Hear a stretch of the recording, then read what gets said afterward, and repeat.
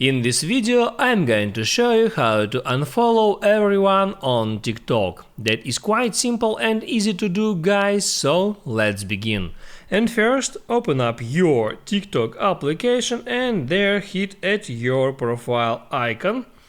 And now here, in order to unfollow someone on TikTok, all you have to do is hit there at following to open up your following list. Here I got that users that I am following, and now all I have to do is to hit at that following icon, and that's simply that simple action unfollow me from that people. Unfortunately, there are no unfollow all buttons, so all you have to do to unfollow everyone is to continue scrolling down and hitting on following button to unfollow all people from your following list.